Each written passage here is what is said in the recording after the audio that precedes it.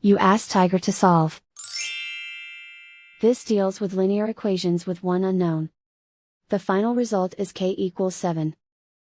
Let's solve it step by step. Simplify the expression. Expand the parentheses. Simplify the arithmetic. Group all k terms on the left side of the equation. Subtract 12k from both sides. Group like terms. Simplify the arithmetic. Group like terms. Simplify the arithmetic. Group all constants on the right side of the equation.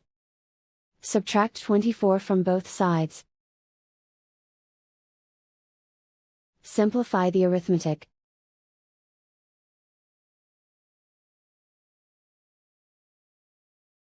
Isolate the k. Divide both sides by -4. Cancel out the negatives. Simplify the fraction.